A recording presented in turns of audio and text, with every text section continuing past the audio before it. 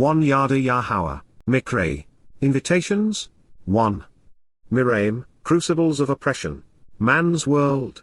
During the Exodus Moses led the children of Yisra'el out of Mitsraym, the crucibles of oppression, into the Promised Land. Their divinely aided journey from bondage to freedom illustrates Yahweh's role in delivering his covenant family from the cauldrons of religious and political subjugation. It is the path our Heavenly Father established for us to follow him home. By considering what God revealed in the Torah's presentation of the central story of Shemoth, names, we come to understand the nature of the political and religious schemes, past and present, from which we are all being rescued. And we can appreciate the process Yahweh delineated to redeem us. Without this understanding, the conflict between man's way and Yahweh's solution remains muddled by 3,500 years of religious corruption. The story of our liberation from man opens with these, alay. Y's omitted in fork poliogen exod, are, higher, the personal and proper names, Shem, of the children, Beni, of the sons, of Yisra'el, from Sarah and El, individuals who strive and struggle with the Almighty, and those who engage and endure with God, who arrived in, Habo, who came to, Mitsraym, the crucibles of political and religious oppression, Mitsraym, the cauldrons of coercion and cruelty in Egypt, where people are confined and restricted by religious and political institutions. Plural of Matzor, to be delineated too as a foe and besieged during a time of testing and tribulation, from Ch, to be bound and confined by an adversary, besieged, assaulted, shut up, and enclosed in a concentration camp, by those showing great hostility, and Mazar, to be aware of a state of troubling hardship, during imposition of anguishing distress, with, Eth, Yaakov, my footsteps as a result of me grabbing the heel. Commonly transliterated Jacob, from Y, I and Achab, to receive the reward and suffer the consequences of circumventing or overreaching, digging in or embedding one's heels, often walking in a sly, accusative, and insidious manner, their father, Abhem. Included in fork poliogen exod, each individual, Ish, person or man, and his household, Beyth family, included, Bo, coming and arriving, Shemoth, names, Exodus 1:1. Names, the personal and proper designations of people and places, even God, are essential elements in Yahweh's Torah teaching. Few are as relevant as Yisra'el. The name which embodies God's people has both positive and negative connotations because the children of Yisrael would go full tilt in both directions. Derived from Ish, Sarah, and El, it can depict individuals who strive and struggle against the Almighty or those who engage and endure with God. Israelites personify both extremes often in the same individual. The name set between Yish, individual people, and El, Almighty God, is Sarah, Abraham's wife and the mother of the covenant's first child, Yitzhak. I laugh. In many ways, she represents the women of Yisrael. Having endured great suffering under the influence of her husband, she was ultimately rewarded by God, proving that we can laugh along with him and prevail. Speaking of names, the plural of Shem is unusual. It is one of the few masculine nouns with an irregular ot ending rather than im.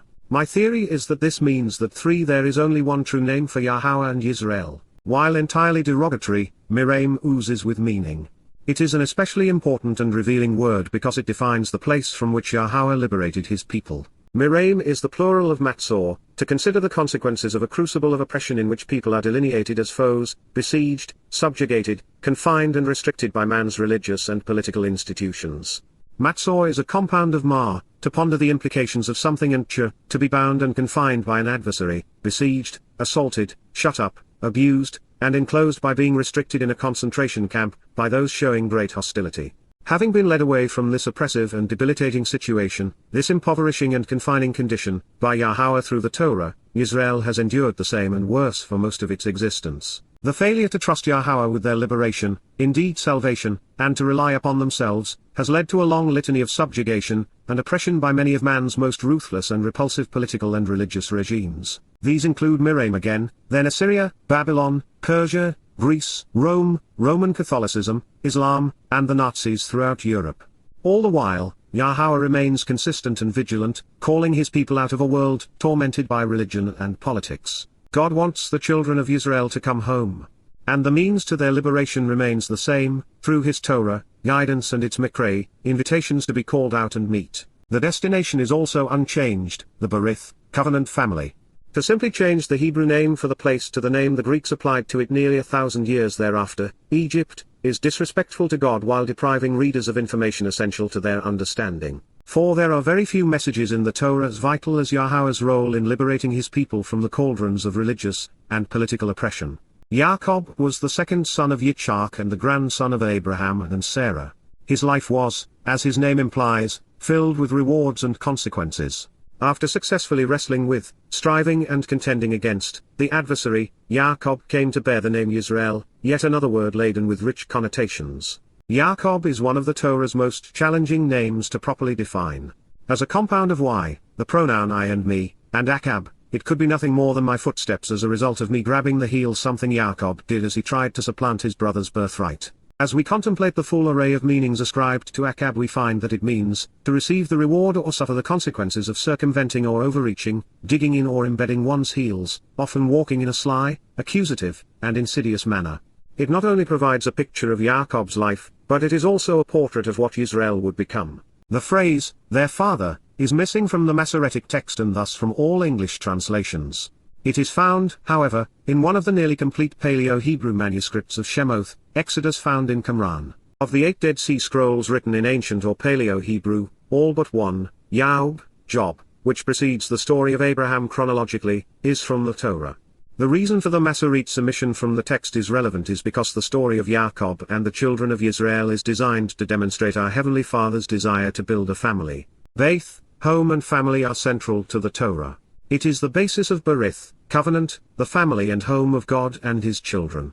It is Yahweh's purpose in creating 5 us, our purpose in life, and the purpose of God authoring His Torah, teaching and guidance. When we understand the Torah as Yahweh's invitation to become part of His family and live in His home, we have obtained the proper perspective.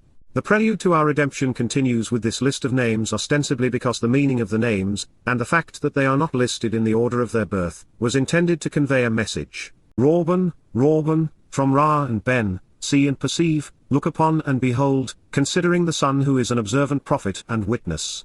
Shimon, from Shammah, listen to and hear everything which is associated with him. Loi, from lower, to be united with and joined unto. Yahudah, from Yahweh and Yada, the hand of Yah, beloved of Yah, related to Yah, to acknowledge and appreciate Yah, and to know and understand Yah. Shemoth, names 1-2. Issachar, from Nasa and Sakar, to lift up and support the reward, paying the fee to carry away and provide safe passage.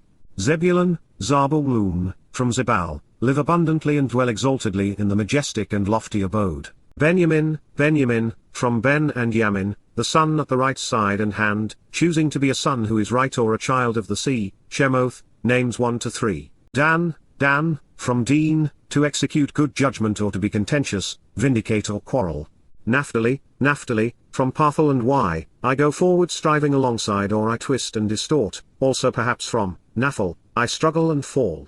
6 Gad, from Gad and good, to fortuitously gather together in abundance with good fortune expressed in joy or to be overcome by invading troops, and Wah. Asher, from Asher, revealing the way to the benefits of the relationship and being led along the narrow path to get the most out of life. Shemoth, names, Exodus 1:4. As a family, the message becomes, perceive and consider the son who is an observant prophet, and witness. Listen to everything associated with him to become united with those who acknowledge and appreciate Yah, joining the beloved of Yah to become related to Yah as a reward. Let him pay the price to carry you away, providing safe passage to live an abundant life in the majestic and lofty abode on the right side, having chosen to identify with the son who is correct. Exercise good judgment to be vindicated rather than contentious. Strive forward and alongside rather than struggling amidst that which is twisted and distorted. Fortuitously gather together in the abundance of good fortune by being led along the path to the benefits of the relationship.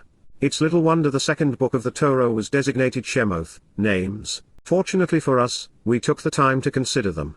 And, Wah, all, Shurl, of the soul's nepesh, individual consciousnesses, who came to exist, higher, out of, Yatsar, brought forth from, the loins Yarek, the genitals and procreative influence, of Jacob, my footsteps as a result of me grabbing the heel, commonly transliterated Jacob, from Y, I and Akab, to receive the reward and suffer the consequences of circumventing or overreaching, digging in or embedding one's heels, often walking in a sly, accusative, and insidious manner, were 75, Shameshwa Shibim, 75, from 4 Paleo-Gen Exod, 70 in the Masoretic text, souls 7 nepesh, individual people with consciousness, because, Wah, Yausif, Yahowah adds to and increases those who make the proper connections and join together with him, was in, Hayabar, Mitsraym, the crucibles of political and religious oppression, Mitsraym, the cauldrons of coercions and cruelty in Egypt where people are confined and restricted by religious and political institutions. Plural of Matzor, to be delineated as a foe and besieged during a time of testing and tribulation, from Ch, to be bound and confined by an adversary, besieged, assaulted, shut up, and enclosed in a concentration camp, by those showing great hostility, and Mazar, to be aware of a state of troubling hardship during imposition of anguishing distress. Shemoth, names, Exodus 1:5. Yahowah's focus is always on souls, which is why nepesh was used twice in this accounting of liberating souls from religious and political oppression. In this regard, there is another aspect of Ch that I neglected to share previously in connection with Mitsraym. Ch is used to define the time of Jacob's Ch, troubles during the final 3 to 7 years before Yahowah's return with his son, the Mashiach, Messiah Dowd. Once again, Yisra'el will find Yahowah liberating his people from the consequence of religious and political oppression. The number 75 was obtained from 4 exod and 4 exod among the Dead Sea Scrolls found in Qumran. While 75 is also confirmed in the Septuagint, almost every English translation reads 70 many years after that number was shown to be erroneous. It is from the Septuagint that Luke derived the larger number, which is only interesting because atheists and Islamic apologists present the difference between the number in the Masoretic text and the New Testament as proof that the Bible is errant. They have not bothered to correct their accusations, either. 8. This is my 10th rewrite of Yada Yahowah. The motivation each time was to correct what I had written based upon what I had learned over the course of 22 years of studying Yahowah's testimony. It is the responsible and honorable thing to do, a lesson lost on the Jews and Muslims who have not corrected their renderings of this passage, and the atheists and Muslims who have not abated their criticisms. In case you are checking, there is some dispute over the phrase, because Yosef was in Egypt.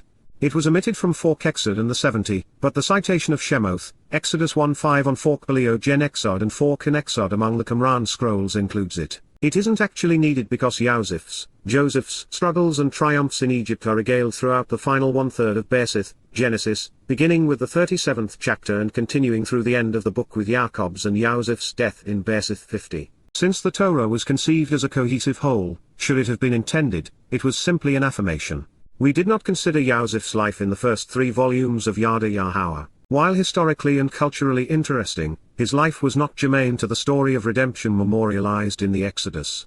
Nonetheless, since God documented it for a reason, here is a brief history of his life. As the account unfolds, God is shown to be compassionate toward Rachel, meaning compassionate lamb. Responding to her request, he opens, frees and releases her womb, enabling her to give birth to Joseph. He became Jacob's most beloved son, causing his brothers to become jealous. Their scheme to do away with him led to Joseph being sold as a slave to a group of Midianite caravanners en route to Egypt. To hide their crime, the brothers dipped Joseph's coat of many colors in goat's blood to fool their father, Jacob, into thinking his son had been killed. 9 at 17, Joseph became a slave in the home of the commander of Pharaoh's guard. There, Potiphar's wife made amorous advances toward him which, when he rebuffed, prompted her to level false accusations of sexual harassment. Joseph was sent off to prison. While in an Egyptian jail, Joseph befriended 2 fellow prisoners, the pharaoh's cupbearer and the royal baker. Ultimately, he would predict their futures by interpreting their dreams. When the cupbearer was released and returned to duty, he overheard Pharaoh complain that no one understood his dream. The servant told the king about the Hebrew prisoner who predicted his release. Joseph was then called to the palace where he promptly told Pharaoh that his vision of 7 fat cows coming out of the Nile being eaten by 7 lean cows, who also emerge from the river, along with the 7 good and then 7 bad heads of grain, is an indication that the annual rise of the Nile would bring 7 bumper crops followed by 7 years where crops would not grow. Impressed, Pharaoh appointed Joseph vizier of Egypt. He married Asnath, the daughter of the high priest, and had 2 sons, Manasseh and Ephraim. As the de facto leader of what the Egyptians called the Black Land, and with foreknowledge of what would occur, Joseph instituted agrarian reform, whereby the nation's feudal system was replaced by collectivization, making land and food the property of the state. A central administration was established, and grain was both collected and doled out. As a result of the role he played in saving the Egyptian people, Joseph became powerful and rich, ultimately building a palace for his family in Avaris, the future capital of Goshen. The story ends with Joseph's brothers, along with their families and livestock, heading to the Nile Delta, as the result of a regional climate-induced famine. while they were allowed to settle in Goshen, Jacob's other sons don't recognize the brother they had sold into slavery 22 years prior. Initially, Joseph held them accountable for their crime, but ultimately forgave them, reuniting father and son. Both passed away soon thereafter, with Joseph asking that his mummified body be carried back to the Promised Land when the Israelites returned. It should be noted that virtually every aspect of this account, right down to the coat of many colors, the massive agrarian reforms, Egypt's ensuing rise in prominence, and even the foundations of Joseph's home, have been confirmed by archaeological digs conducted over the past 22 years. For those seeking confirmation of the Torah's validity, the evidence is ubiquitous and irrefutable. Joseph's role as vizier protected Mitsraym during the years of famine and plenty that he predicted based upon the pharaoh's dream. And as evidence of this, there are memorialized at the Sumnar Gorge high water marks denoting 7 years of nearly perfect conditions followed by markings that confirm 7 years of devastating floods, nearly 30 feet above the normal annual rise. These ancient flood designations can be calibrated to his time circa 1795 BCE. As the Yatzar, Exodus story continues to unfold, another king pretending to be a god arose. He did not know Joseph personally, and he had no appreciation for the role Joseph played in saving the Egyptian people from what would have been a disastrous and prolonged famine. This pharaoh considered the prosperous, and now very numerous, Hebrew population to be a threat, and he did what clerics and kings have done throughout the ages: he oppressed, pillaged, enslaved, and murdered them. And as has been the case with clerics and kings for almost all of human history, his abusive actions were motivated by envy, a growing lust for money and power. Sobahotepvi was born into a military family in 11 Thebes. He ruled in Amenemhat in the Nile Delta not far from modern Cairo. The most revealing depiction of him, and his immediate family, is found on a relief in the Phoenician city of Byblos. Then, the children of Yisra'el, Beni Yisrael, from Ben Sarah and El, sons who strive and struggle with the Almighty and children who engage and endure with God, were fruitful, para, flourishing and proliferating, multiplying and becoming innumerable, Washerets, teeming in abundance, exceptionally influential and accomplished, Rabah Atsum, so vast they were perceived as a threat, to an exponential extent, Maud, extending themselves many hundreds of times over, such that the region, Eres, was filled with them, Maaleth-hem. 1-7. A previously unknown, Shadash, new or restored, king, Melech, royal ruler who serves as dictator over a kingdom, rose up and took a stand, arose and was established, over, Mitsraym, the crucibles of political and religious oppression, Mitsraym, the cauldrons of coercions and cruelty in Egypt where people are confined and restricted by religious and political institutions, plural of Matsor, to be delineated as a foe and besieged, during a time of testing and tribulation, from Chur, to be bound and confined by an adversary, besieged, assaulted, shut up, and enclosed in a concentration camp by those showing great hostility, and Mazar, to be aware of a state of troubling hardship during the imposition of anguishing distress, who did not know, Asher lo Yada, Yosef, Yahowah adds to and increases those who make the proper connections and join together with him. 1-8. He said, Wa'amar, to his people, El and Hu, to his nation, behold, Hine, look now and see, the sons, Ben, of Yisra'el, those who strive and struggle along with the Almighty and those who engage and endure 12 with God, have obtained a high status and are numerous, great and extensive, widespread and abundant, controlling and manipulating, and they are too powerful a multitude, too strong and accomplished, too vast in numbers and too influential, for us, Minanakbu. Shemoth, names, Exodus 1:9. It was not the first, nor would it be the last time the oppressive sting of religious, political, and economic oppression has been justified through jealousy and fear. Once empowered, Muhammad said the same thing, and he reacted the same way, enslaving, killing, raping, and robbing every Jew within his grasp. The moment he rose to power, Hitler said that Jews were the problem, that they had become too powerful, and that they had allied with the enemy. So, the author of the Volks, People's Religion enslaved and robbed millions of Jews throughout Europe. All three men, including Pharaoh, justified degrading, oppressing, and enslaving, even murdering Jews en masse, by suggesting that they were elitists, too influential, too rich, too numerous, too powerful, and too manipulating for us to endure. It has become the most pervasive and destructive conspiracy ever foisted on anyone. Man covets power and power corrupts. It is the sum and substance of all poligious, political and religious, doctrines. Humankind has been plagued by a countless variety of such schemes, all conceived for the enrichment and empowerment of clerics and kings to the detriment of all others. Melech, meaning king, is indistinguishable in the text from Moloch, the false god of the Ammonites. You'll find him depicted in Kara, Leviticus 18:21, 20-2-5, Melech, 1 Kings 11:7, Melech, 2 Kings 23:10, and Yirmiyah, Jeremiah 32:35. This association is important because, for most of our history, regardless of the realm or religion, egomaniacal individuals have announced that they were God or, at the very least, God's authorized representative. 13 Pharaoh, as the human incarnation of the Son, was no exception.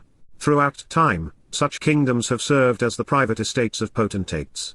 Their subjects live and die at their whim. The people they suppress become their possessions. Such was the state of Europe, when it was controlled by Imperial Rome and then the Roman Church. Such men are never satisfied. They are never secure, always craving more.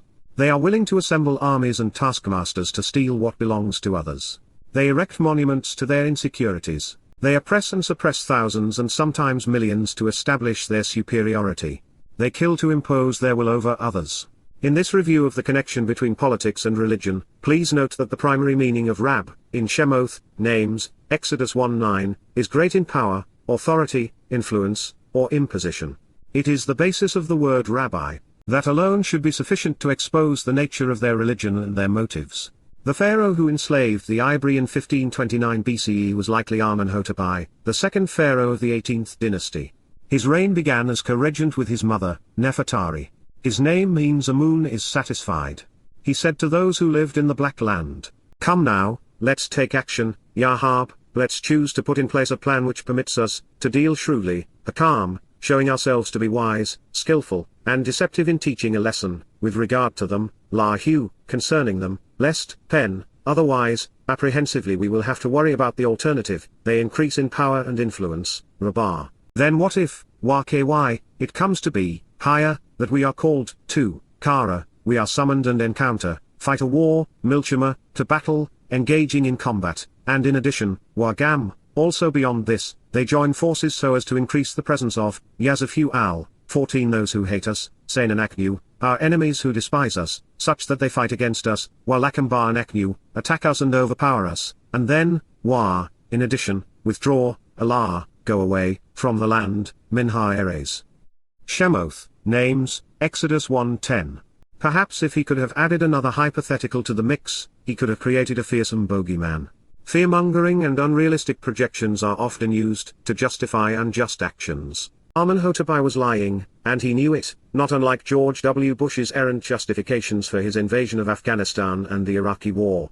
Yahowah presented this historical review so that we might appreciate the desperate and delusional nature of the religious and political aspirants from whom he is saving us. Far too many beguiling clerics and kings have made such statements. Therefore, they placed, appointed and set, over them, Alhem, political and military officials, Sar, commanders, soldiers, and nobility, madmen who imposed forced labor, Mas, insane and irrational individuals possessed by evil spirits as taskmasters over them, making them vassal slaves on behalf of a lord, compelling serfdom under the control of the government, for the purpose of, Laman, oppressing and subjugating them, Anahem, mistreating and denigrating them, making their lives miserable through humiliating affliction as their response, with, difficult work, siblot, compulsory service, bearing burdens against their will. Shemoth, names, Exodus 1:11 in part.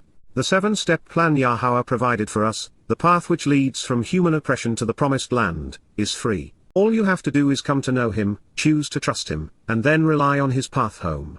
Unlike forced labor and compulsory service, the choice is 15 hours to make. Unlike bearing our own burdens, and those of others, God removes them all. He did the work. He performed the service. He bore the burdens, so we might be set free. Oppression and subjugation are the antitheses of freedom and free will. They are, therefore, mankind's greatest foe. They serve to keep people from knowing Yahowah, from choosing to trust and rely upon him, and from being free to live eternally with him. And since love requires choice, oppression, which suppresses free will, is especially vulgar to God. Throughout human history, there have only been two entities capable of oppression and subjugation, political regimes and religious schemes. While militaries are the means of oppression, and political and religious officials are the implements, they are merely tools wielded by political despots and religious clerics. Therefore, when we discover that people have been oppressed and subjugated, we know that religion and politics are to blame. And all too often, as was the case with Mitsraym then and now, religion and politics are inseparable. Such has been the case throughout most of human history. Speaking of Mitsraym, by his depiction of what was imposed upon his people, our definition of this place as the crucibles of religious and political oppression seems an adroit fit. While obvious from the etymology, it is now affirmed through context. This leads us to the conclusion that Yahowah freed the children of Yisra'el, and us by extension, from man's political and religious schemes. Under man's political and religious yoke, they built, banah, they constructed and established, on behalf of, pharaoh, Egyptian for great house, cities and shrines, 16 population centers and temples, warehouses, miskanot, storage buildings for grain, precious metals, and weapons in relation to, Pitom, Egyptian for temple of Atum, and in association with, Ramesses, Egyptian for child of the sun. Shemoth, names, Exodus 1:11. A scant 3,400 years before archaeologists unearthed the Rosetta Stone and deciphered Egyptian hieroglyphics, Moseh was able to phonetically transliterate the title of Mitsraym's supreme leader. If academics were entirely rational, they would have credited the Torah rather than the stone. It is interesting to note that rendered as cities and shrines, also conveys anguish, anxiety, wrath, anger, and terror. One man does not terrorize or oppress hundreds of thousands on his own.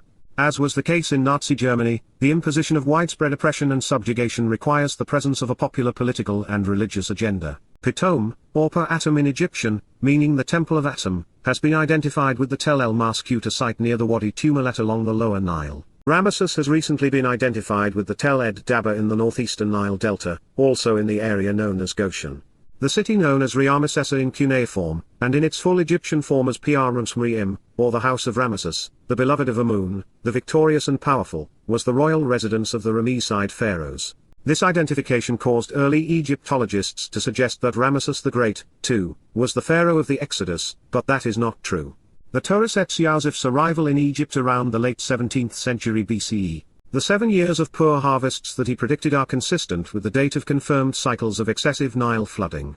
The Exodus itself, 17 marking the end of the Israelites' sojourn, occurred 480 years prior to 968 BCE when Dowd's accolades and accomplishments became the cornerstone of Yahowah's home and, therefore, began on Passover in 1447 BCE. A word of caution, however, is in order before we proceed.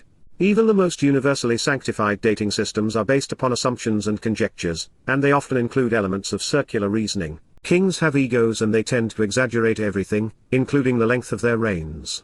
And during this time there were no independent journalists or historians. Additionally, Yahowah established his own internal calendar, one that marks time from creation to the garden and then from the garden to our return to Eden. We humans use a calendar the Roman Church adopted from the Roman Empire, which borrowed it from the Greeks, who dumbed down the calendar developed by the Babylonians, who took theirs from ancient Sumer. Most any attempt to reconcile them is fraught with peril. Therefore, please take these attempts to provide specific dates with some skepticism. In this regard, I have a word of advice. Even when it comes to dating Yahowah's Miqra'ey, invitations to be called out and meet with God, precise dating is not possible. And the reason is simple: Yahowah wants us to prioritize understanding and acceptance over timing and performance.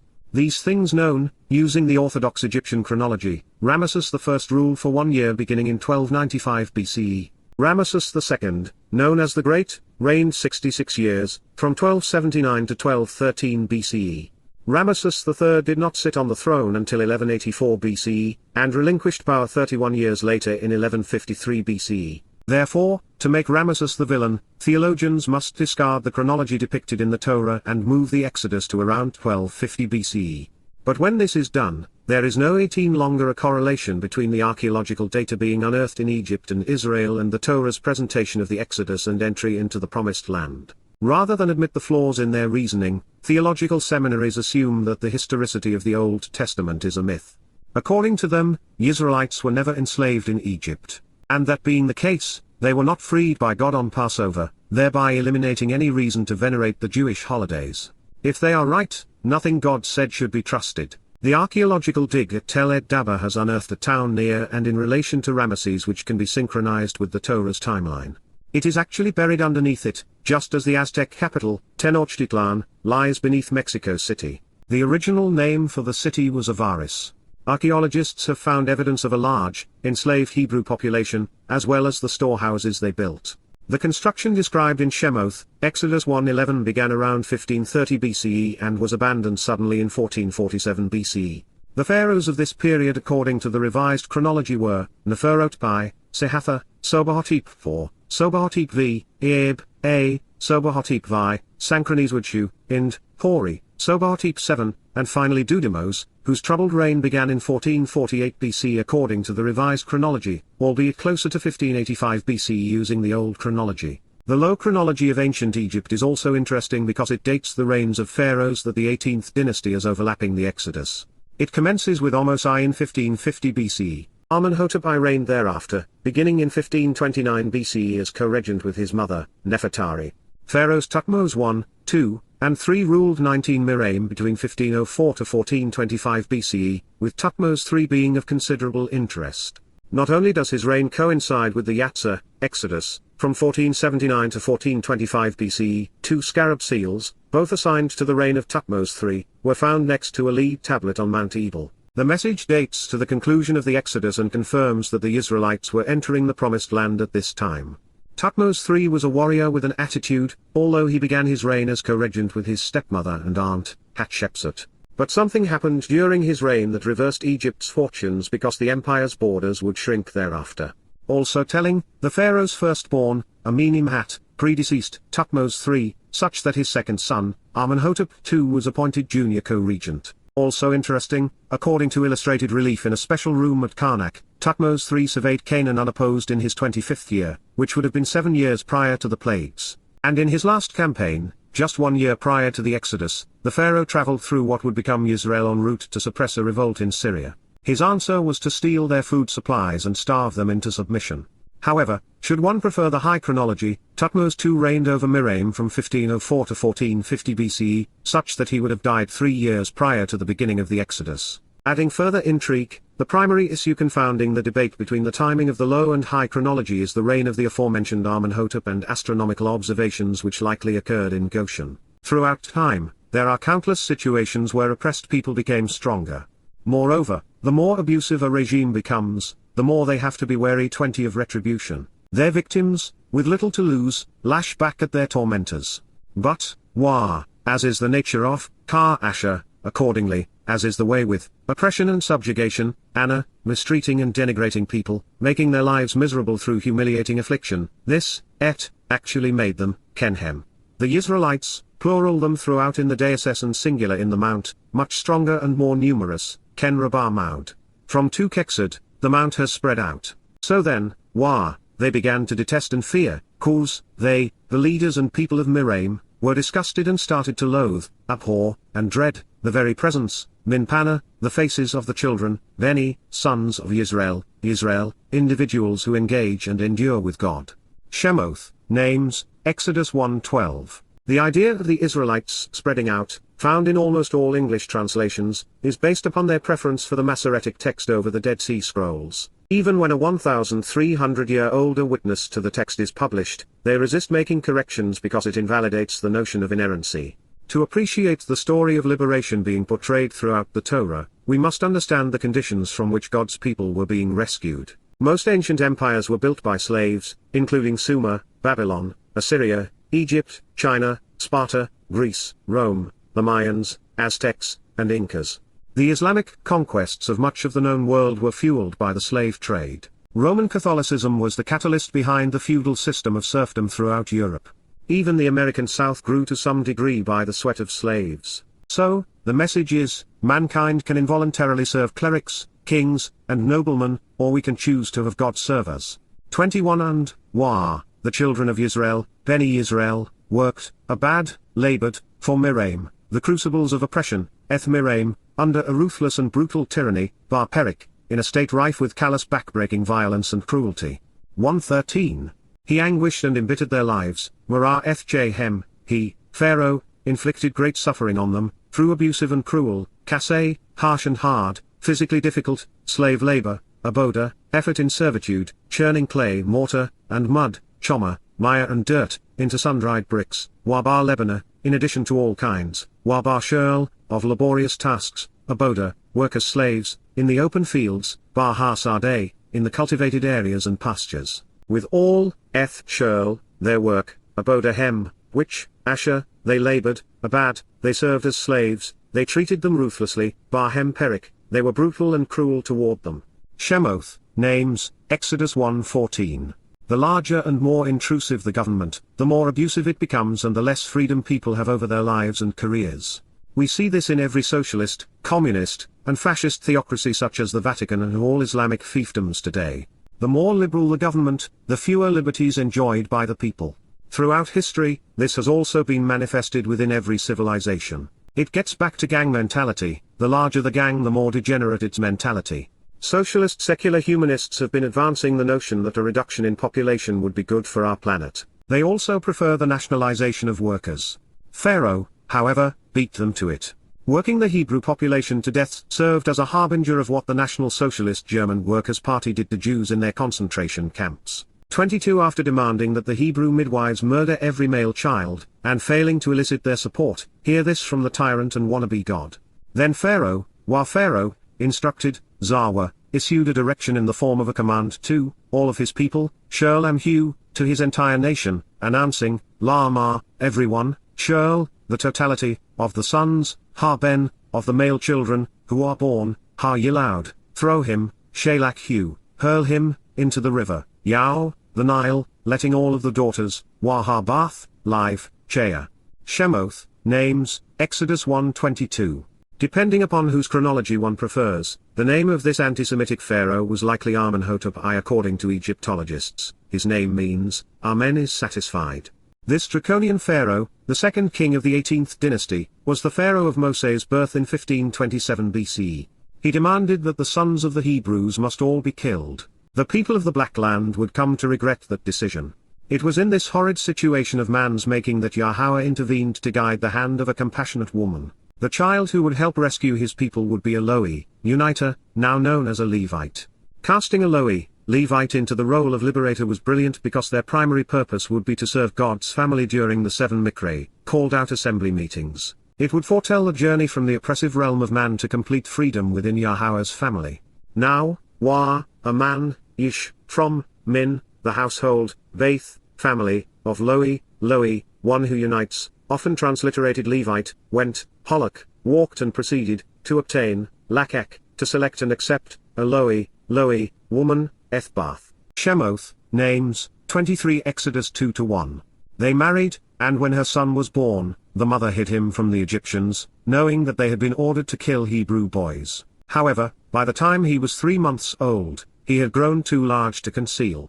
When, she was unable to conceal him any longer, Lo Yakol Odzaf and Hu, she obtained for him, Lakak La Hu, a papyrus vessel, Tebagom High, a boat of reeds, and waterproofed it, Wachamar, coated and sealed it, with tar, Waha Kema, with bitumen, and with pitch, Wabaha Zephith, with resin.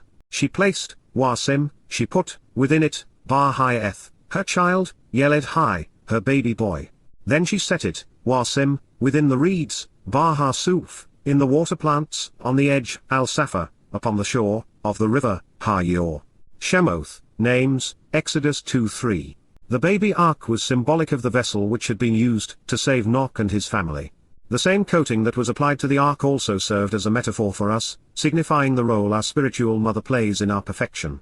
The infant who would become the great liberator was placed into the river just as Pharaoh's daughter was approaching to bathe.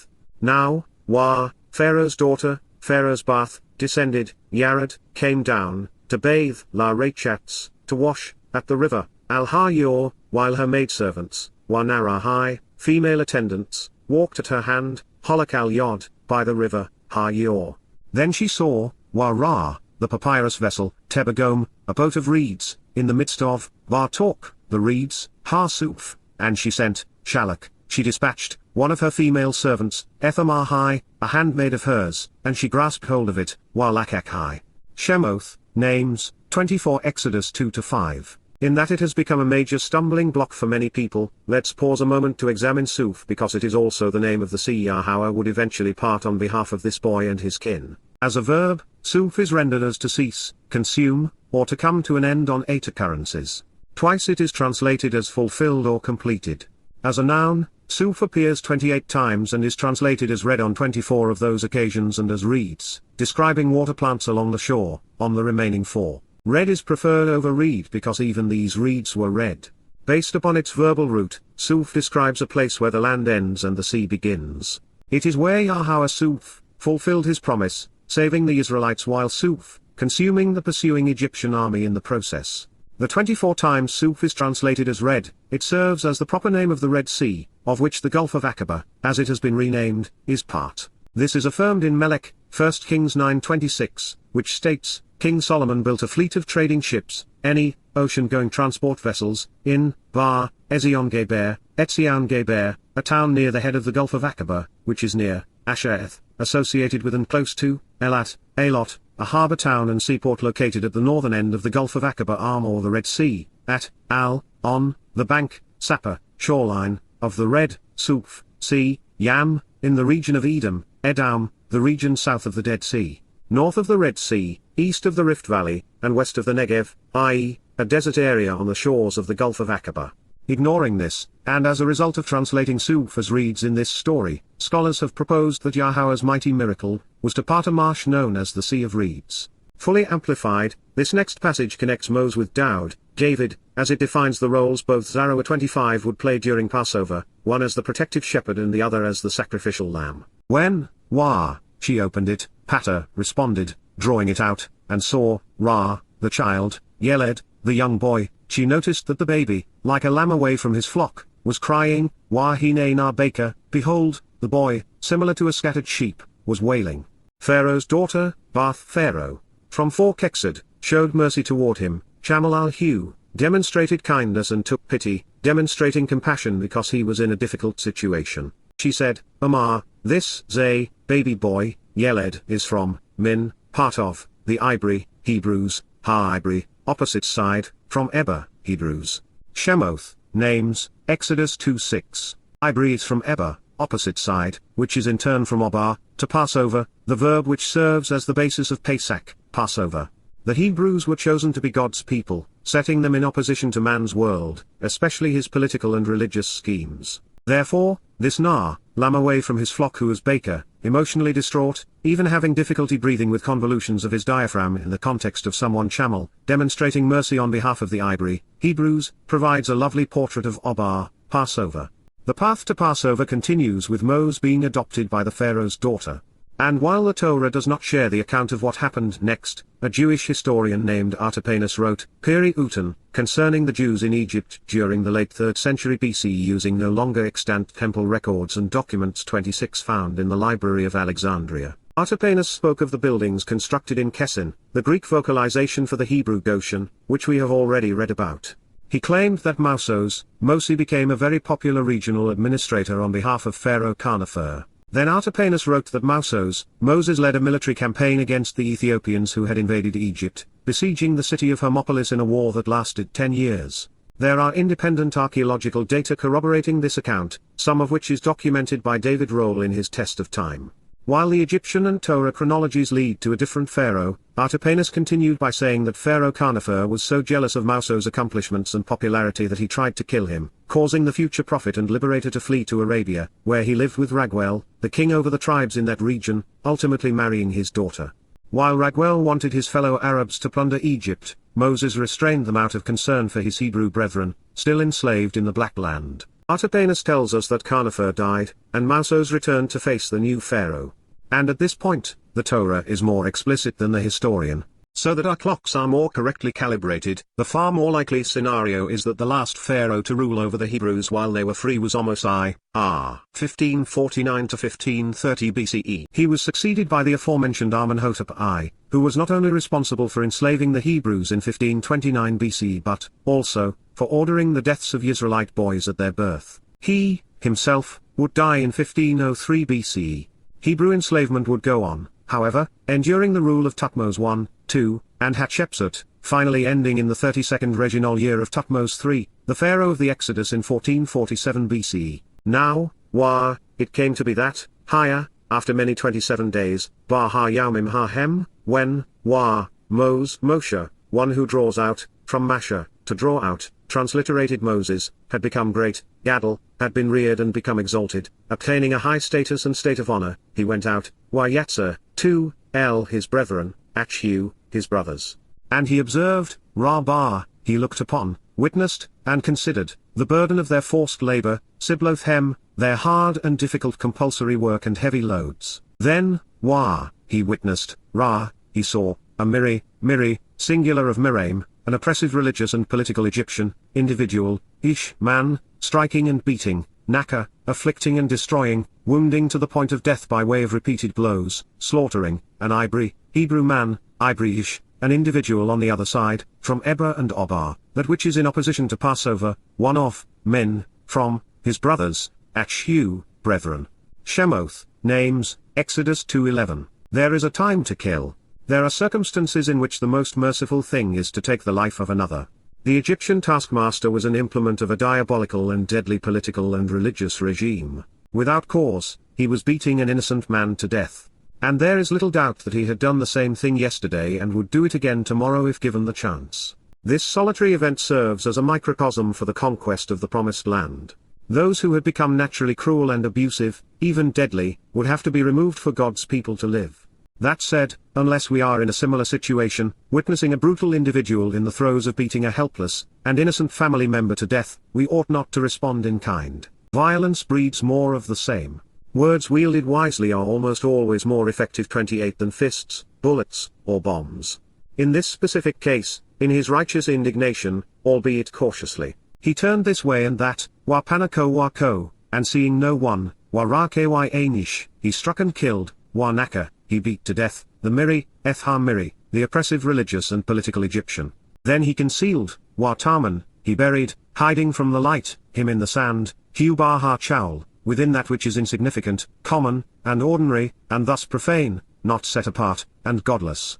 Shemoth, names, Exodus 2:12. Moses was right because there was no other option. Words would not have mattered. Cruel beatings would have continued.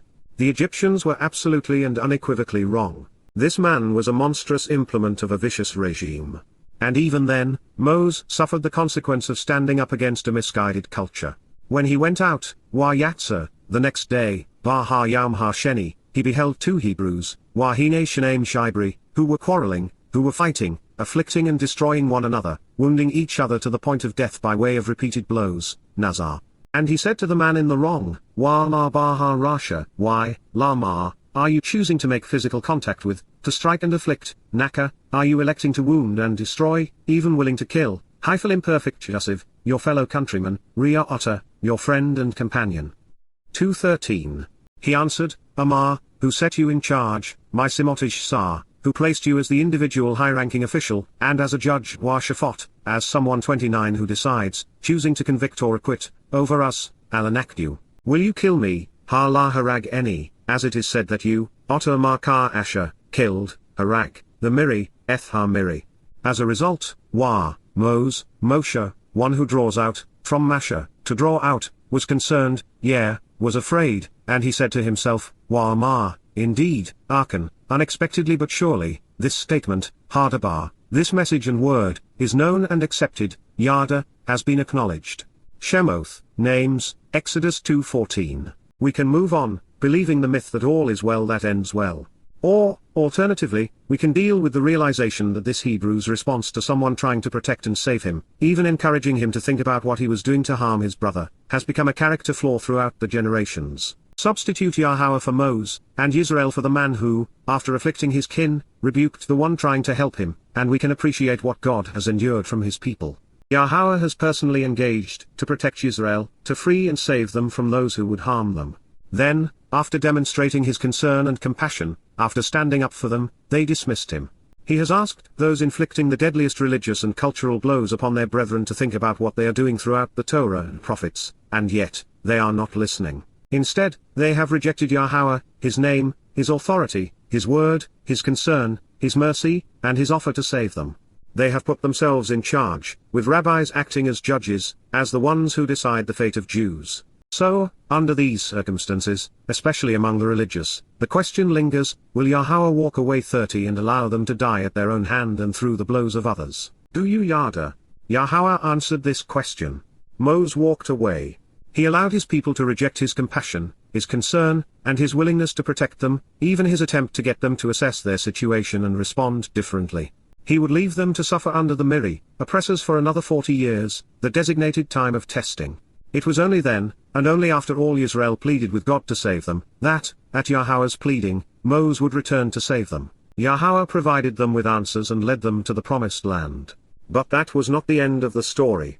Just as Moses returned prior to Passover, Yahowah will make one final attempt to reconcile his relationship with his people. This time with his son, Dowd. God will do so on Yom Kippurim in year 6000 Yah, sunset in Yerushalayim on October 2, 2033. And in advance of his return, he is still encouraging his people to think, providing them with all of the answers so that they would Yada Yahowah. As a reader, your natural inclination may be to move on, to read what comes next, without pausing long enough to let what Yahowah revealed resonate within your heart, mind, and soul. But please, it has been 3,500 years since God shared this with us, hoping that we would ultimately come to terms with who He is, what He is offering, and what we have done to sweep it all aside. He has waited long enough.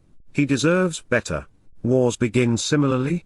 Rather than assess our personal culpability, we blame others. The diabolically deadly and appallingly cruel 31 implement of Pharaoh's religious and political authority deserved to die. It had been an act of compassion and courage to intervene and stop the carnage, to provide a respite, even if only for one person at this moment in time.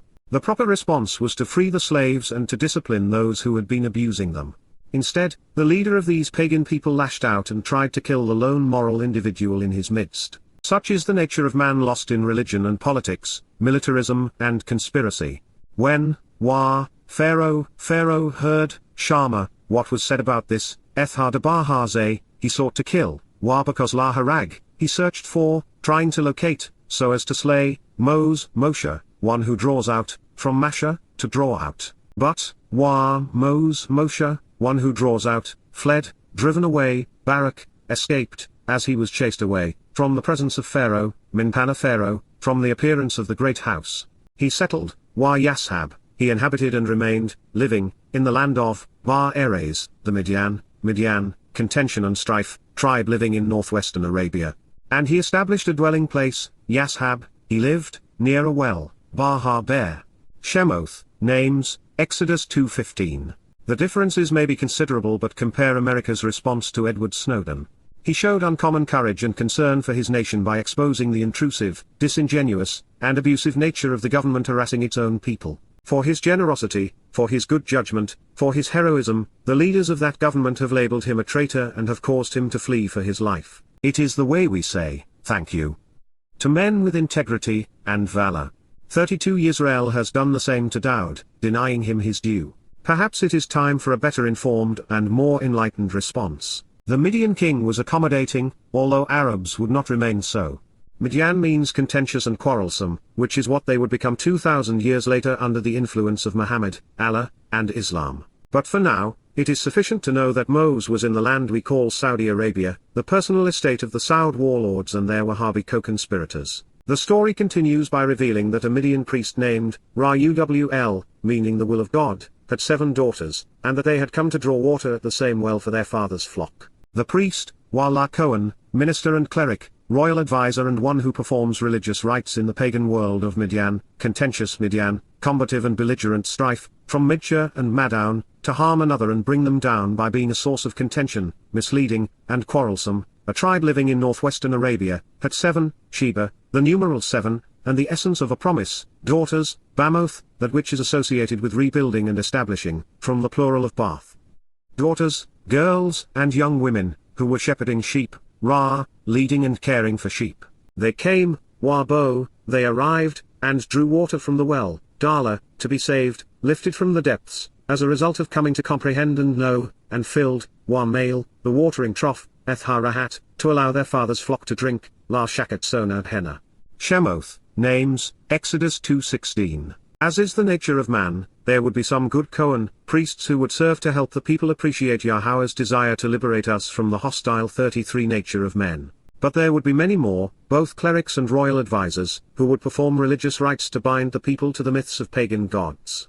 The overwhelming preponderance of clerics and kings would be Midian, a source of belligerent contention by deceptively misleading the people and bringing everyone down in the process. God never misses a chance to reinforce his message, and in this case, with Sheba, 7. It is the male, completion and fulfillment of Yahowah's Sheba, promise to bring us together. 6. the number of man, with God, who is one, is Sheba, 7. He would provide 6 steps through his Miqra'ey to lead us to the 7th, which is Sukkah, home. Yahowah interacts with us like a shepherd who cares for and leads his flock, like a father who fulfills the needs of his children. But not all shepherds are as caring. To protect us from them, Yahowah has provided a means to Yasha, deliver and save his sheep.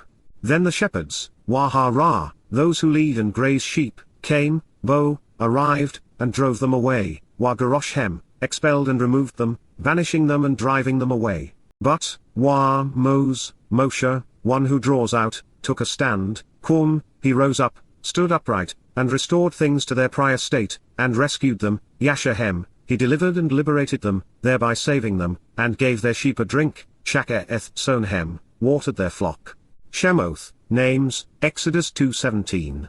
The first time Yasha is associated with the story of the Exodus, we find the great liberator defining its primary meaning, which is to rescue and deliver, not to save. In fact, salvation is a byproduct of Yahowah's willingness to 34 Yasha, liberate his children, freeing us from the tyrannical nature of man. This is vital to our understanding of the relationship Yahowah intends through his covenant. As we should expect from a loving father, salvation is not one of the benefits ascribed to accepting the conditions of the covenant. Fathers protect their children, delivering them from harm's way, and liberating them to be all they can be. The role of a father is not to save his children. Moseh demonstrated what few are willing to do today. He took a stand against the prevailing culture. In this case, he prevented stronger male shepherds from imposing their will and running off the physiologically weaker women. It was the second of many times that he would reveal his character. Also, in both cases, Moseh risked his own life to intervene and protect others. He had nothing to gain other than to know that he had done the right thing. In this regard, Moseh was like Dowd, demonstrating a characteristic Yahowah treasures. He respects men who have a strong backbone and who are willing to stand up and oppose the prevailing influence of man's political and religious schemes. They would be the opposite of meek or accommodating. For far too long, Israelites have tried to fit in rather than stand apart.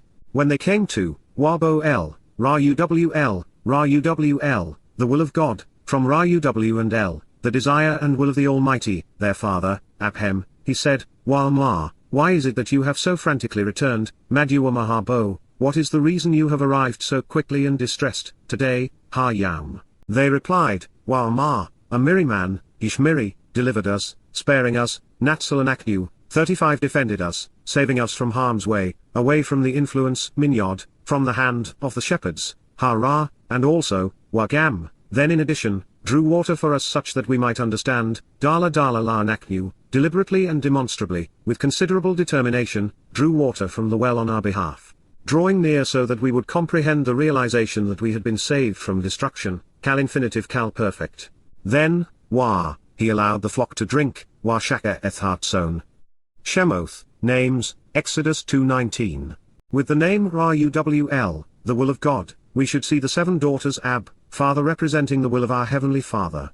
And through this story, Moseh represents the implement of Yahowah's intent. The women were excited because they encountered an uncommon individual, someone who was willing to take a stand against unwarranted aggression. And in this case, by repeating Dala, we are being encouraged to consider its full implications.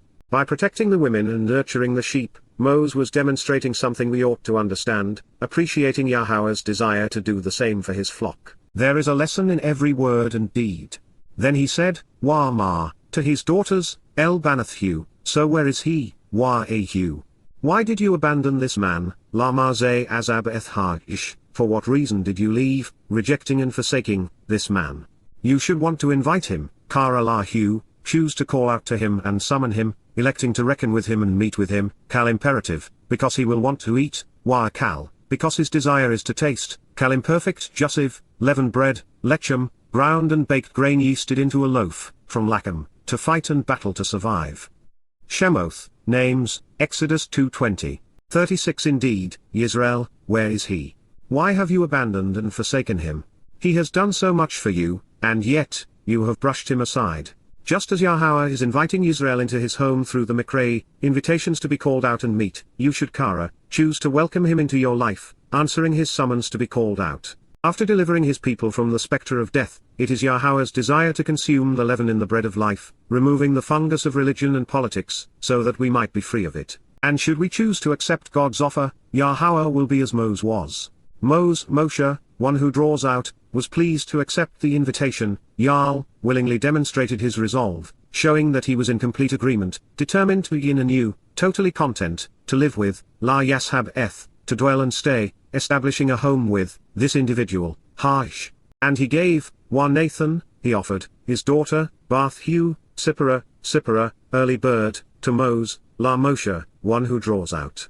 Shemoth, names, Exodus 2:21. Without the intrigue of the palace politics and screams from the constant abuse of slaves, life would be more as God intended.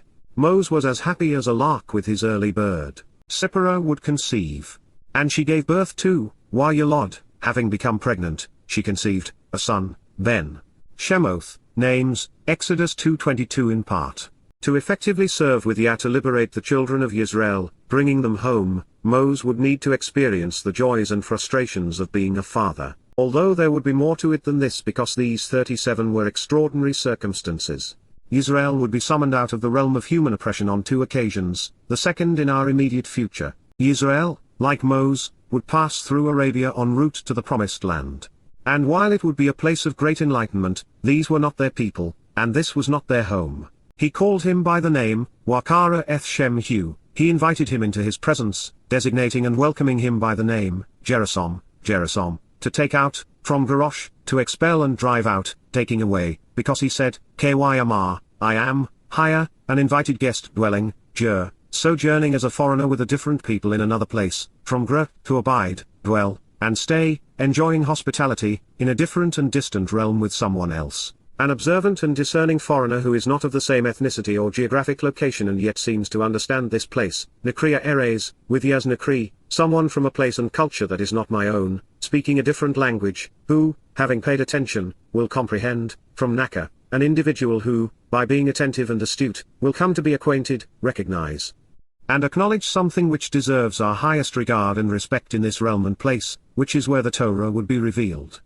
Shemoth, names, Exodus 2:22.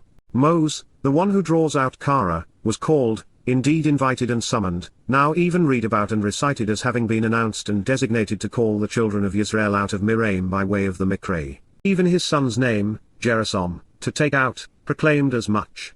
Would have been sufficient to explain Moseh's current situation. He was an invited guest, dwelling 38 as a foreigner, enjoying the hospitality of a different people and place. The introduction of Yaz Miqra'ey at this, the pivotal period in the life of Yisrael, at the moment Yahweh decided to rescue his people from the most foreign of lands, may serve as a foreshadowing of what is to come, a second Exodus. It may be nothing more than Moses bemoaning that he was a foreigner living in a Miqra'ey, a foreign place. But is it?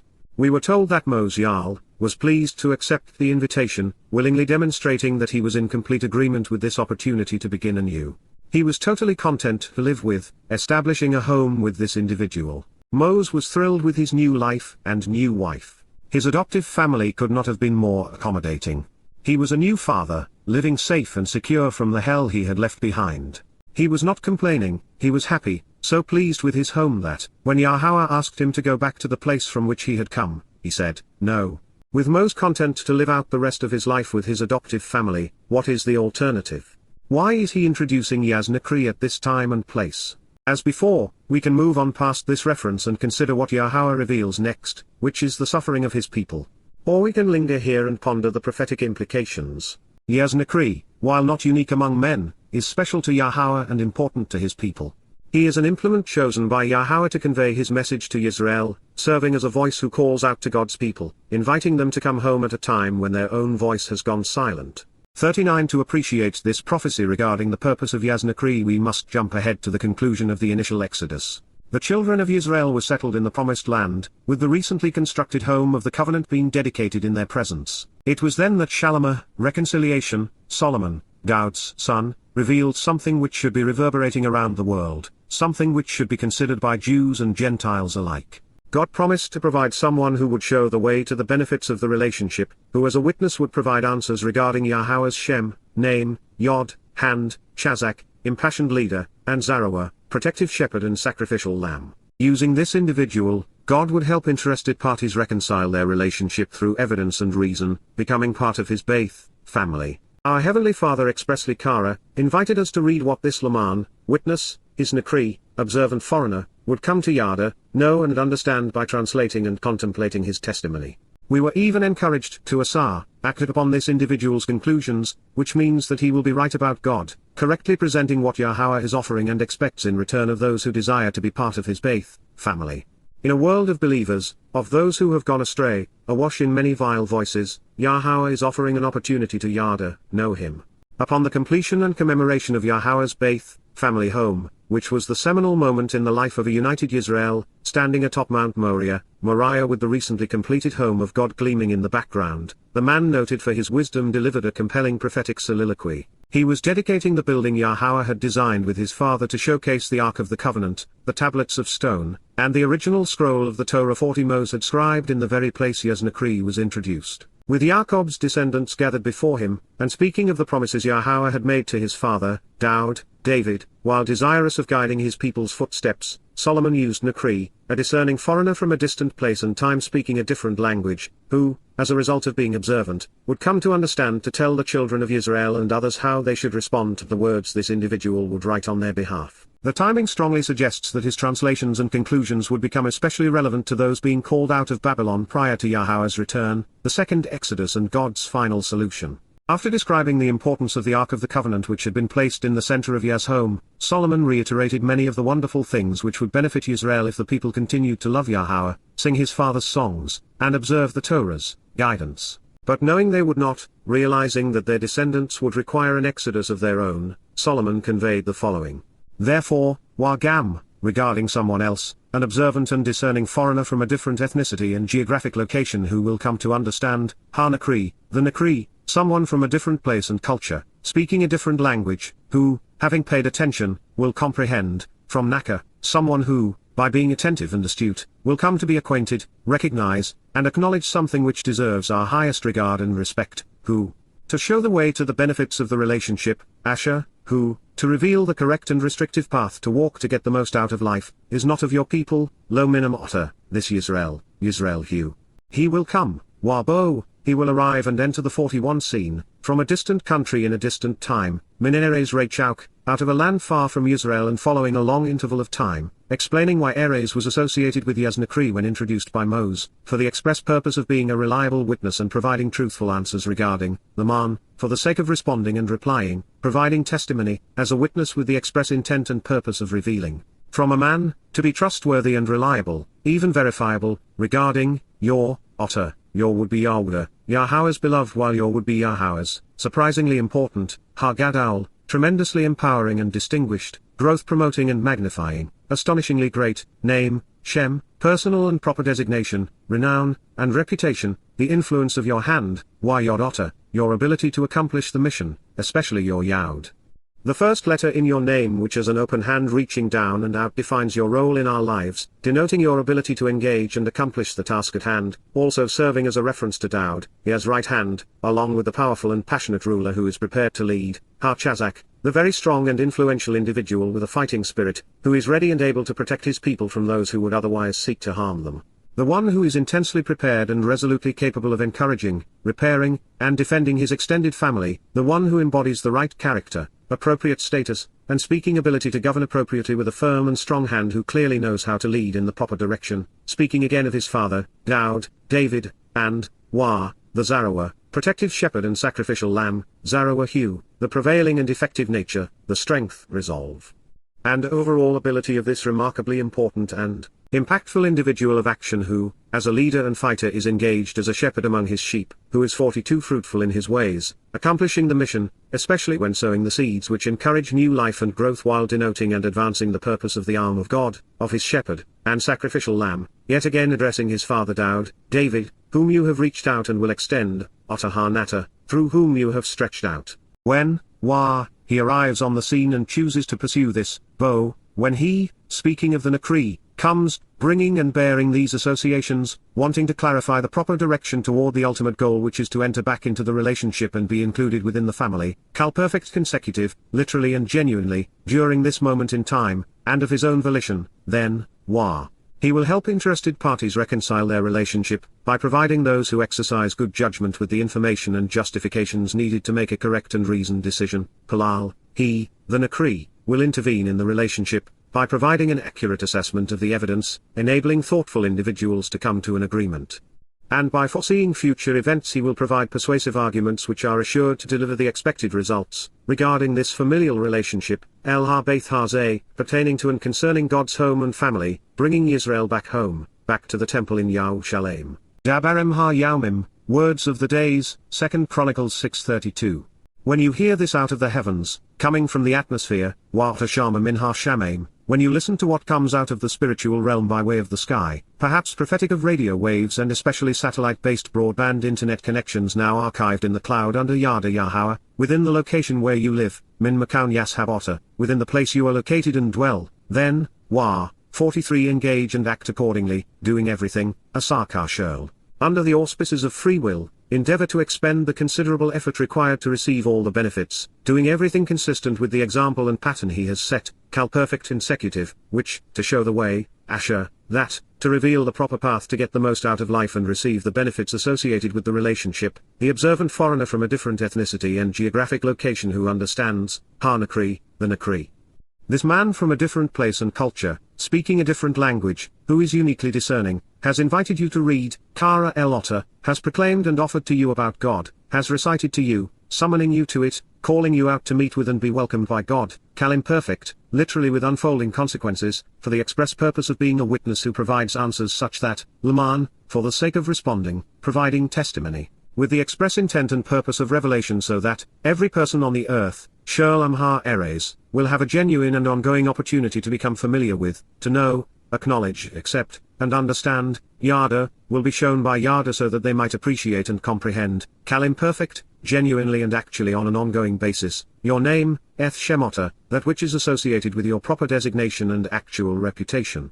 Coming to respect and revere you, while Eth Otter, once revitalized, will approach your awesome nature, simultaneously along with, concurrently with, your people, Amota, Yisra'el, individuals who struggle and wrestle or engage and endure with God, and also, so that, while they may know, Yada, they might acknowledge, accept, and understand, that, truthfully, assuredly, your family and this house, Beyth Hazeh, that your home, which to reveal the correct path to walk to give life meaning that, Asher 44, to show the way to benefit from the relationship, I have built for the family, Vanar, Shalama, have constructed for the generations, for the son and the son's son, who are designated and called, Kara, is summoned and received, proclaimed and appointed, and especially called out and welcomed, by your name, Shem Otter, by your proper designation, your reputation and renown, Yahweh, Yahowah's beloved. Dabarem ha-Yaumim, words of the days, 2 Chronicles 6:33. With Solomon's speech still reverberating in our minds, it became obvious that his Sermon on the Mount drew inspiration from Yahowah's presentation of the Shabat of the Yatzah, and that he had referenced Yah's presentation for a reason. These four words appear, one after the other, in both statements, Chazak, Yod, Zarawah, and Nata. It was not by accident. So, you should remember, Zakar, call to mind, recollect, mention, and proclaim, perfect, that, indeed, you were, higher you existed as, perfect, a slave, Ebed, a servant owned by another, in the land, Bar Eres, in the realm and country, of the crucibles of oppression, Mitsraym, the cauldrons of religious and governmental oppression, military and economic subjugation, the coercions and cruelty experienced in Egypt where the people were confined and restricted by religious and political institutions. Plural of Matzor, to be delineated as a foe and besieged during a time of testing and tribulation, from to be bound and confined by an adversary, besieged, assaulted, shut up, and enclosed in a concentration camp, by those showing great hostility, and Mazar, to be aware of a state of troubling hardship during imposition of anguishing distress. And, then, Yahowah, the proper pronunciation of the name of Eloah, God as directed in his Torah, teaching regarding his higher existence and Shalom, restoration, your God, Elohai Otter, 45 brought you out, Yatso Otter, descended and extended himself, came forth to lead and deliver you, taking you, Hyphal imperfect, from there, Min Sham, Shem, out of and away from that place called by this name and having that reputation, with, by and in, a mighty and firm, powerful and protective, Chazak, very strong and influential, extraordinarily capable and intensely prepared, resolutely passionate and encouraging, assertive and aggressive, feisty and steadfast, hand, Yod, ability to accomplish the mission, a Yod, the first letter in Yah's name which is an open hand reaching down and out, defining Yah's role in our lives, denoting his ability to engage and accomplish the task at hand, and with Wabah, the Zarawah, sacrificial lamb. The productive arm shepherding the flock, Zarawah, the prevailing and effective nature, the strength, resolve, and overall ability of this remarkably important and impactful individual of action who, as a leader and fighter is engaged as a shepherd among his sheep, who is fruitful in his ways, accomplishing the mission, especially when sowing the seeds which encourage new life and growth while denoting and advancing the purpose of the arm of God, of his shepherd, and sacrificial lamb, extended, nata, reaching out and outstretched. For this reason, Al-Ken, upon these grounds above all others, it is right, therefore, that, Yahowah, Yahowah, an accurate transliteration of the name of Eloah, God guided by his Torah, instructions regarding his higher existence and our shalom, reconciliation, your God, Elohai Otter, instructed you, Zawa Otter, directed you, appointing, constituting, decreeing, and ordaining for you, Peel perfect, to approach by observing, La Shema, to move toward and draw near, by closely examining and carefully considering. Kal infinitive construct, a literal descriptive verb and genuine actionable noun, from one koi, that which is associated with the time, eth yaum, to celebrate the Shabat, ha Shabat, to observe the 46th seventh day, the period of reflection at the end of the week. Reminiscent of the promise of settling debts, so we can settle down by considering the oath of association, from Shaba, fulfilling and satisfying the promise of 7 to abundantly empower and enrich, such that it is set apart and special, eth Kodesh, so that it is uncommon, cleansing, and perfecting, from one koi. Dabarim, words, Deuteronomy 5:15. As we consider the implications of these statements, 1 from Solomon and 2 from Moseh, we are approaching the ultimate celebration of Shabat.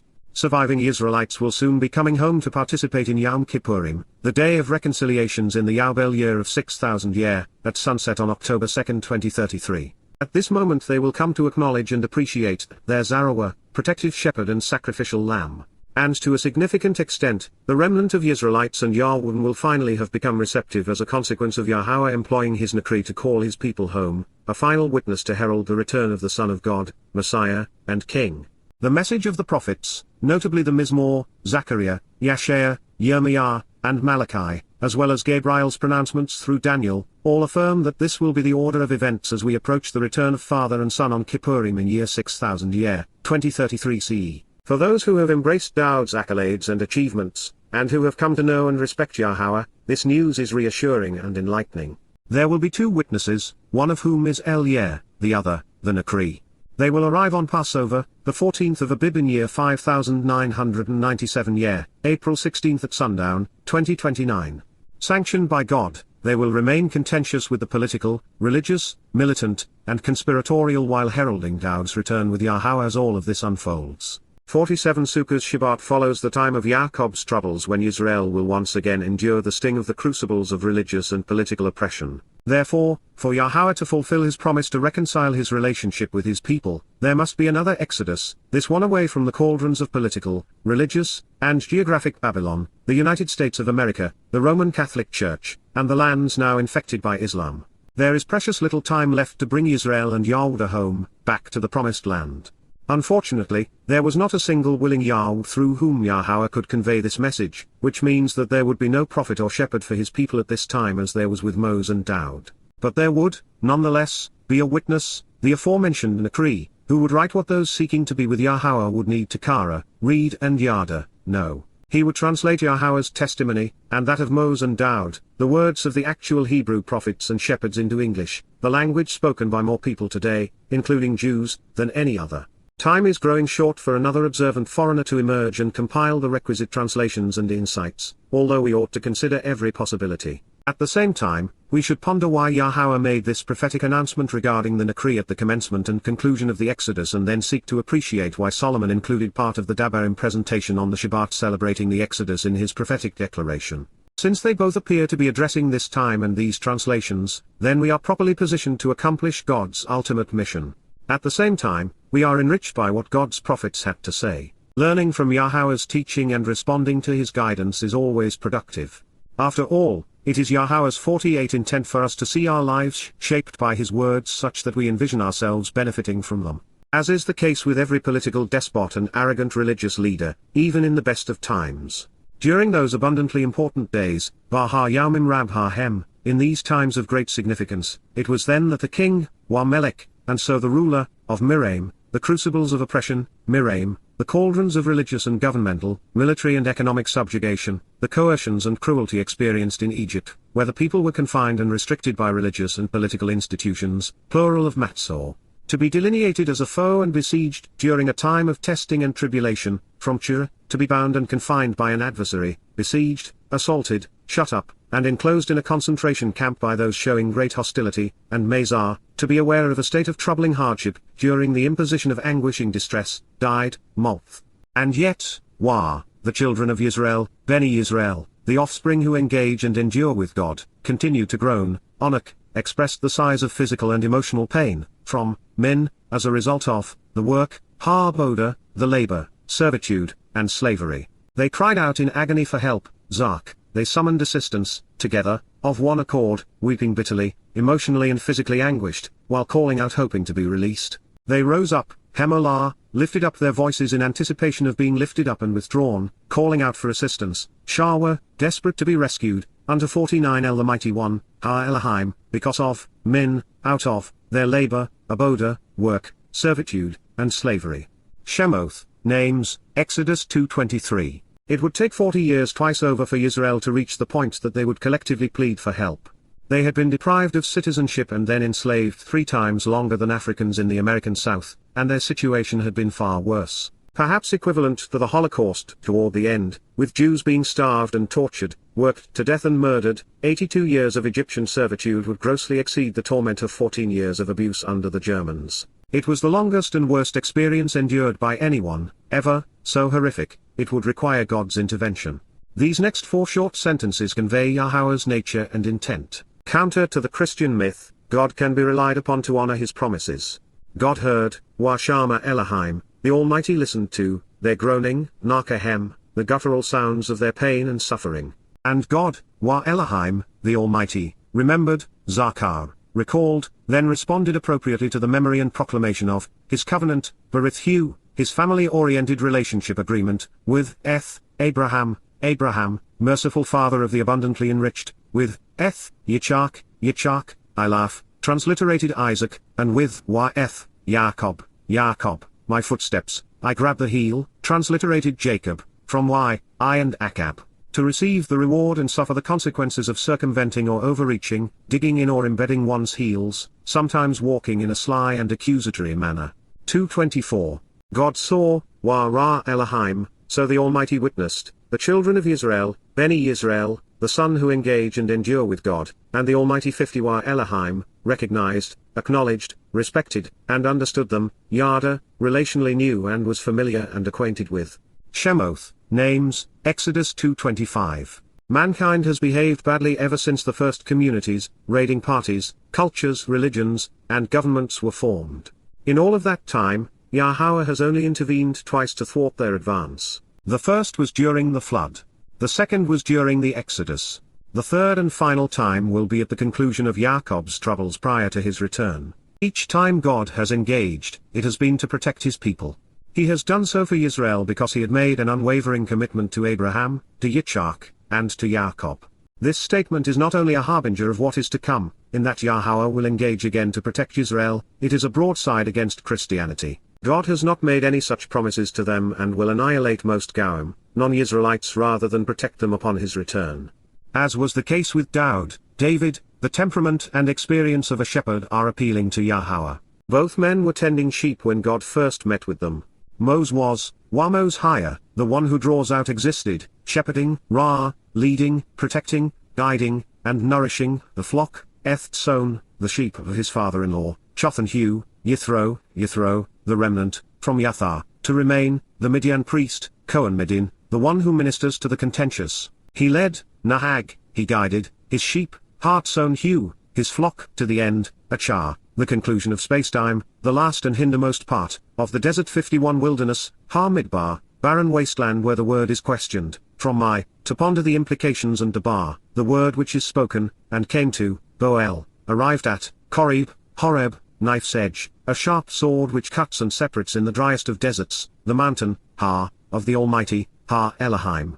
Shemoth, names, Exodus 3:1. Just as mankind will soon return to Eden, Moses would come back to this place to receive the Torah. Mount Horeb is both the place where Yahweh introduced himself to Moses, and where God met with Yisra'el. This dry, desolate place with its summit piercing the sky with its knife edge is located 20 miles east of the eastern shore of the Gulf of Aqaba. Should you want to look it up, the coordinates are 283543.7 N, 3527.3 E. But let's be clear, he was in Midian, which was located in western Arabia, not in the Sinai. Therefore, Horeb is near the eastern shore of the Gulf of Aqaba and not in the Sinai Peninsula. And the spiritual messenger, Wa Malak, the heavenly envoy, representative, and ambassador, of Yahowah, Yahowah, the proper pronunciation of Yahowah, our Eloah, God as directed in his Torah, teaching regarding his Hayeh, existence and our Shalom, restoration, appeared, Ra, became visible and was shown, to him, El-Hu, by means of, Bar, in and with, flaming, Labar, a spear of burning, the sharpened tip of a point of, from Lahab, a gleaming blade of a sword of, fire, Esh, radiant heat and light, from the midst. Mintalk, out of the center or middle, of the rocky crag, Seneh, a high and shimmering rocky cliff. He looked, Ra, he was observant, and beheld, Hineh, paid close attention, noticing, that the rocky summit, Ha Seneh, the high and sharp crag, was ablaze, Var, kindled and illuminated, with the fire, Baha Esh 52, with the blazing light, but the crag, Waha Seneh, the high cliff of the shimmering rocky place, was not consumed, Ein Hu Akal, it was not eaten away or destroyed. Shemoth, names, Exodus 3:2. Sana, thorny shrub or prickly bush, and Seneh, high rocky place and elevated and shining crag or cliff, are indistinguishable in the Hebrew text. However, like many who have searched maps of the land of Midian, and have examined pictures taken in the region, I have seen the burnt rocky heights of Mount Horeb. And since this is the mountain of God and Yahweh is the rock of our salvation, I would opt for a shimmering high rocky crag over a thorny bush. Moreover, the spectacle was enormously massive, extensive, intense, and elevated. This perspective makes a crag a more reasonable venue than a shrub. Moses said, Wa Mosamah, I want to, it is my desire to urgently, change direction and go, sur, alter my orientation and take off toward, to witness, Wa Ra, to see and consider, observing, this phenomenally massive sight, Eth Ha-Marath, this enormous spectacle, from Ma, to question the implications of Ra, that which can be seen, inspected, and considered, which is so massive, extensive, important, and intense, Ha-Gadal Ha-Zeh, which is so powerful, great, elevated, and majestic, from Gadol, growing, magnifying, empowering, vital, and magnificent. Why is, Maduwa, what is the reason, there nothing to burn, lo bar, there no cause for a fire and nothing to consume, on the high, shimmering, rocky crag, Ha-Seneh. Shemoth, names, Exodus 3:3. The enormity and magnitude of this majestic spectacle of blazing light atop the jagged summit of Mount Horeb, was so impressive, Moses turned to take it all in. It was something so magnificent, he was eager to make 53 cents of it all. When, Wa, Yahowah, Yahowah, God's name transliterated as guided by his Torah, instructions on his higher, existence and his role in our Shalom, reconciliation as Eloah, Almighty God, saw, Ra, noticed, that indeed, KY, he changed direction to draw near and see, so La Ra, he altered his orientation to take off toward and approach what he was witnessing, God called out to him, inviting him to meet with him, Wakara El-Hu Elohim, the Almighty summoned him to welcome him, from, men, out of, the midst, talk. Middle or center, of the rocky heights, Seneh, the high and shimmering crag. He said, Walmar, he announced and proclaimed, Moses, Moshe, Moshe, one who was drawn out and will draw out, from Masha, to draw out. And so, he responded and said, Amar, he answered, look now and see, here I am, Hineni, behold and notice me.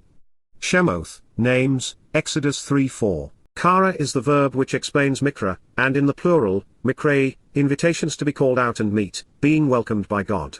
It is the first word Yahweh spoke to Moses. It would define his mission and their relationship.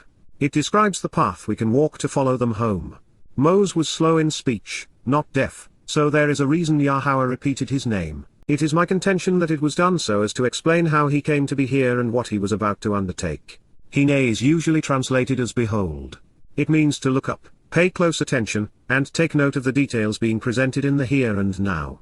Moses used it to draw attention to himself since Hineh was followed by any, me. 54 While God can manifest himself in any form he chooses, light, which is timeless, illuminating, and the purest form of energy, is his favorite. However, we mortals can only come so close to this much energy without the source of life becoming too intense. Such may have been the case here. I say may because there are different ways to translate the Hebrew letters Aleph lamed. They can convey El, God, El, power, El, to or toward, or Al, not, nothing, or none. So it is either, and he said, Wa do not, Al, do not be negated, reduced to nothing by the intensity of the powerful physical force and, come near, Carib, approach by getting closer to, this place, Holam, in proximity to here. Or, then, Wa, God, El, the Almighty, said, Amar, approach and draw near, Carib, be present next to, this place, Holam, in close proximity. The first rendition, while consistent with almost all English translations, does not work in this context because the last speaker was Moses, and this is clearly God speaking to him. Therefore, El reveals the change of voice from man to God. Moreover, in his last statement, Wakara El-Hu Elohim, God called out to him, inviting him to meet with him. The Almighty was summoning Moses into his presence and welcoming him. Carib not only means to approach and draw near, it is something Yahowah asks of us during the celebration of the Miqra'ey.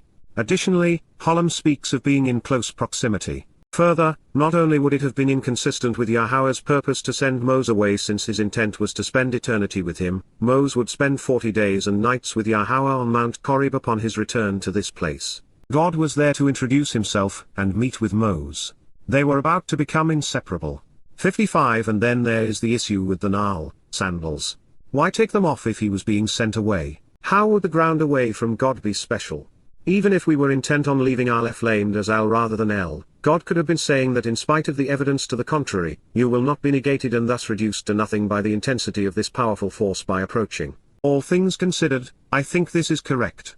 Then, Wah, God, Almighty, El, said, Amar, approach and draw near, Carib, be present next to, this place, Holam, in close proximity. Take off, Nashal, slip off and remove, loosen and detach, your, otter, sandals, Na'al, shoes, from upon, Min Al, your feet, Regal otter, because, ky, for the reason that truly, this place, Harmakam, this home, dwelling, office, and source of direction in life, from Ma, to ponder the implications of Kum, rising up and taking a stand, being upright and empowered, to be established and confirmed, which, to show the benefits of the relationship, Asher, which, to reveal the correct path to get the most out of life. You are standing, Amod, present, remaining and enduring, upon, Al, it is set apart and special, Hu Kodesh, it is separated from that which is common and ordinary, unlike that which is corrupted by humanity, ground, Odama, soil, earth, and land. Shemoth, names, Exodus 3:5. Yahowah wants us to approach him and to be comfortable around him. So, God said, slip off your sandals from your feet for truly, this place is home. Moreover, on this rocky mountain, without shoes, Moses wasn't going to run away. Mount Horeb, the mountain of God, was chosen because it had not been contaminated by men. It was still 56 special and set apart, and could serve as Yahowah's Makam, office, the place where he would provide direction for life. And that instruction would include being Kum, upright in his presence, not bowed down, while ready and willing to Kum, take a stand against that which is common and corrupt. Everything important to God and essential for us is Kodesh, set apart. If something is ordinary or popular it is not of God. He said, Wa'amar, he continued by communicating, I am, Eni, the God, Elohim, of your father, Abotter, the God of Abraham, Elohim Abraham, the God of Yitzchak, Elohim Yitzchak, and God of Jacob, Wa Elohim Jacob. Shemoth, names, Exodus 3:6 in part. Yahowah did not say that he was the God of Roman Catholics or Gentile Christians. He was not the God of the Americans, the French, the Germans, the English, or the Chinese. He is the God of the covenant with Yisra'el. Yahowah could have simply stated, Eni Elohim, I am God, and left it at that. But he didn't. It is, therefore, essential that we recognize this fact, and accept the implications. The beneficiaries of the covenant with Abraham and the descendants of Jacob who became Yisra'el, matter most to Yahowah. They are his people. And that is why he was in this place meeting with Moses, a Yisraelite from the tribe of Lohi. All of this must have been a bit overwhelming. But, Moshe, one who draws out, concealed, satar, hid, his face, panahu, his presence, because, ky, he was awestruck, he was respectful and a bit too intimidated, from, men, as a result of, looking at, Nabat El, gazing upon, having such high regard for, and caring about, the Almighty, Ha Elohim, 57 The Mighty One. Shemoth, names, Exodus 3:6. If the entire rocky height of this barren mountain was ablaze in brilliant light, it would be nigh on impossible to stare directly into the face of God. Moreover, Moses was awestruck, as most anyone would have been. Although to be fair, Moses, who I hold in the highest regard, had a bad habit of concealing his face by falling on it. In his office on Mount Horeb, Yahweh got down to business. He laid it on the line, telling Moses what he already knew. Then, Yahowah, a transliteration of, our Eloah, God has directed in his Torah, teaching regarding his higher existence, said, Amar, expressed by conveying, I have witnessed and surely seen, I have observed and perceived, inspected and understand, the oppression and persecution, ani, affliction and suffering, the harassment, poverty, misery, and humiliation, of my people, many people, who are in Shabat, who need to be led along the correct path to the benefits of relationship. The crucibles of oppression, Mitsraym, the cauldrons of religious and governmental, military and economic subjugation, the coercions and cruelty experienced in Egypt, where the people were confined and restricted by religious and political persecution, plural of Mitsraym, to be delineated as a foe and besieged, during a time of testing and tribulation, from to be bound and confined by an adversary, besieged, assaulted, shut up, and enclosed in a concentration camp, by those showing great hostility, and Moseh, to be aware of a state of troubling hardship and persecution during imposition of anguishing distress. And I have heard, Washama, their cry of distress, Sikahu, their painful, despairing, and sorrowful wailing, even the summons they are screaming, because of 58 in the presence, Pana, of their oppressive taskmasters who are exploiting them, Nagashem, the tyrannical rulers who are manipulating and cruelly abusing them. Indeed, I recognize and personally know, Yada Yahowah, I am aware of, acknowledge, and I am familiar with, their pain and suffering, Miqra'ey, their sorrow and grief, their emotional and mental anguish and physical pain. Shemoth, names, Exodus 3:7. And now we know why Yahweh chose Moses. He was the only man on the planet who had witnessed what Yahweh had seen and had agreed with God's assessment. There would be a lot that Yahweh would have to teach Moses for him to prevail, but there was one subject in which their abhorrence was shared. Yahweh despises religion and politics because they are the principal source of man's propensity to oppress and persecute others, afflicting them and causing many to suffer. Man impoverishes while God seeks to enrich. With man there is misery, and with God, mercy. Yahweh was rolling out some of the most telling words in then, Yahowah, a transliteration of, our Eloah, God has directed in his Torah, teaching regarding his higher existence, said, Amar, expressed by conveying, I have witnessed and surely seen, I have observed and perceived, inspected and understand, the oppression and persecution, ani, affliction and suffering, the harassment, poverty, misery, and humiliation, of my people, many people, who are in Shabat, who need to be led along the correct path to the benefits of relationship.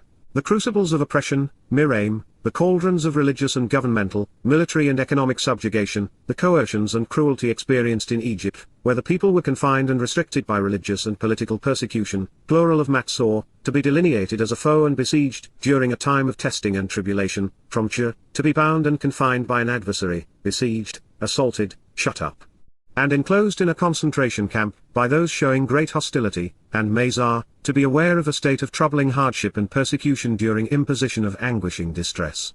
And I have heard, Washama, their cry of distress, Sikahu, their painful, despairing, and sorrowful wailing, even the summons they are screaming, because of 58 in the presence, Pana, of their oppressive taskmasters who are exploiting them, Nagashem, the tyrannical rulers who are manipulating and cruelly abusing them. Indeed, I recognize and personally know, Yada Yahowah, I am aware of, acknowledge, and I am familiar with, their pain and suffering, Miqra'ey, their sorrow and grief, their emotional and mental anguish and physical pain. Shemoth, names, Exodus 3:7. And now we know why Yahweh chose Moses. He was the only man on the planet who had witnessed what Yahweh had seen and had agreed with God's assessment. There would be a lot that Yahweh would have to teach Moses for him to prevail, but there was one subject in which their abhorrence was shared. Yahweh despises religion and politics because they are the principal source of man's propensity to oppress and persecute others, afflicting them and causing many to suffer. Man impoverishes while God seeks to enrich. With man there is misery, and with God, mercy. Yahweh was rolling out some of the most telling words in the Hebrew vocabulary to convey his dismay with the consequence of human oppression and persecution. He does not want his people to be victimized. God is aware of the pain and anguish his people were suffering because he would endure his son, Dowd, take it all upon himself and experience the consequence. Dowd took the worst man could inflict during Passover, and then carried the most horrid aspects of religious and political persecution with him into Sheol to remove this fungus from our souls on unyeasted bread. So, I have descended, Yared, I have come down and have diminished this aspect of myself, to 59 deliver them, La Natzalhem, to defend and spare them, rescuing and saving them by snatching them away, from, Min, the influence, Yod, the hand, power, and control, of Mitsraym, the crucibles of political and religious oppression, Mitsraym, the cauldrons of persecution and cruelty in Egypt where people are confined and restricted by religious and political institutions, plural of Matzor. To be delineated as a foe and besieged during a time of testing and tribulation, from Towrah, to be bound and confined by an adversary, besieged, assaulted, shut up, and enclosed in a concentration camp by those showing great hostility, and to lift them out of, Walahem men, to carry them away from, that land, Ha-Eres high, that realm and nation, to, El, a good, Tob, prosperous and beautiful, pleasing and agreeable, productive and beneficial, land, Eres, realm. A spacious land, Rachab el Eres, roomy and agreeable place, flowing with, Zub, abundant in, milk, Shalab, and honey, Wadabash, to the place, El Makaum, of the Canaanite, Ha-Canaani, those who will be subdued, the Hittite, Wah-Ha-Chitti, the shattered and broken, the Perizzite, Wah-Ha-Perizzi, the overly open, the Amorites, Wah-Ha-Emery, the boastful, the Hivite, Wah-Ha-Kiwi, the declarative, and the Yabuzi, Wah-Ha-Ibuzi, the rejected and tread upon. Shemoth, names, Exodus 3:8. It was to be a rescue mission. Yahowah was motivated and committed to lifting his people out of man's oppressive religious and political influence. Moreover, God was offering to take them to a very good place. What follows is repeated thrice. A rescue, no matter how grand, is irrelevant until and unless the beneficiary understands his or her plight. God's point is that human political and religious schemes are predicated upon placing burdens on their subjects. They are works-based, making them oppressive and suppressive. Yahowah's solution, which is liberating, uplifting, and free, is the antithesis of 60 man's program.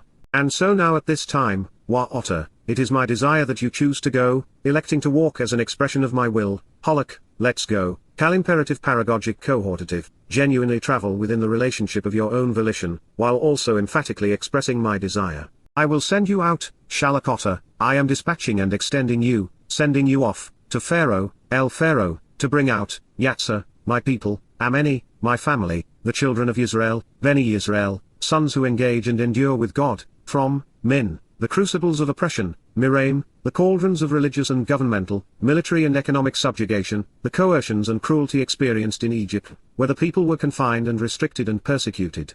Shemoth, names, Exodus 3:10. In Hebrew, moods speak volumes. This is one of the rare occasions where a verb is subject to volition in the first and second person. The cohortative and imperative reveal that, while this mission was subject to free will, meaning Moses was being given a choice, not an order, it also conveyed the desire of God. I can empathize with Moses, because I have often asked the same question regarding my role in sharing what God revealed through his prophets, and through Moses in particular. But, Moshe, said to the Almighty, Elha Elohim, whom am I, Anoki, that, Ky, I should go, Holok, I should walk, to, El, Pharaoh, and actually, Ky, bring out, Yatsa, deliver, the children of Yisrael, Eth Beni Yisrael, from, Min, the crucibles of Egypt, Mitsraym, religious and political oppression. Shemoth, names, Exodus 3:11. 61 Based upon his birth and life, Moses was the most qualified person to perform this mission if you overlook the fact that he was really old, had a speech impediment, and was an alleged murderer, with a death sentence hanging over his head. Alone, he may have been inconsequential compared to the power and influence of Egypt. By himself, or even with the entire Midian army, Moses recognized that he was wholly inadequate. And it is this accurate self-assessment along with his appreciation for the plight of his people that made him an ideal implement. It is important for those reading Yada Yahowah to know that there were scholars and theologians better educated to perform this mission of more accurately and completely presenting Yahowah's word than I had been. But they were either not called to do so because they would have become self-reliant, or they chose not to engage because it would have been bad for their careers and standing in their religious and academic communities. I, on the other hand, said yes, so long as Yahowah promised to work with me and shield my family from the wrath this mission would surely engender. He has, and it has become the best decision I ever made. And in retrospect, while I was given the job per defaultum, I likely possessed some attributes Yahowah desired, and like Moses, I had experienced and rejected religion and politics. He made Moses similar assurances, with the first installment recorded in this next statement. So, then he responded, Wa ma, he promised indeed, be assured, I will be, I was, I am, and I always will be, Cal imperfect, actually and literally on an ongoing basis I exist, with, alongside in an associated interactive relationship near, you, otter. Shemoth, names, Exodus 3:12. I cannot help but laugh. Even in this most telling of passages, Yahowah has inserted something I find funny, 62 especially in light of my personal inadequacies. While the primary meaning of him is as I have rendered it, with, alongside, near, and in an associated interactive relationship, it also means in spite of, which I take to mean, God will complete his mission in spite of Moseh's failings or mine. It is something I have long known, but it is nice to see it in writing, nonetheless. Yahowah prefers to do things, even the big things, with us and through us, rather than alone. Sure, he could have blasted the Egyptians and then paved a yellow brick road for his people to follow home. But instead, he went with Moses. Sure, God could have written his word on an enormous tablet and held it in the sky. Or he could have deployed a malak, spiritual implement to scribe a word doc on a universal hard drive, putting it on the internet for all to see. But that isn't his style. In spite of us, he seems to enjoy our company. It is, after all, the reason we exist. And this is your sign, la otter ha oath, for you is the signal and symbol, the illustration, that indeed, I, myself, have sent you, Anoki Shalak otter, I, myself have dispatched you, sending you out. When, you come out, Yatsa otter, you deliver, coming forth, with the people, Ethar am from the crucibles of Egyptian oppression, Mitsraym, you will work with, Abadeth, you will labor on behalf of, Kal imperfect paragogic none, you will actually and literally with ongoing implications throughout time do the will of, God, Ha Elohim, upon, this specific mountain, Ha Zay. Shemoth, names, Exodus 3:12. And that is precisely what happened. Moses, with a considerable assist from God, led his people out of Egypt, directly across the Red Sea, into Arabia, and back to Mount 63 Korib. Having returned to this place, Moses continued to work with Yahowah. Together they would reveal and share God's Torah, teaching and guidance.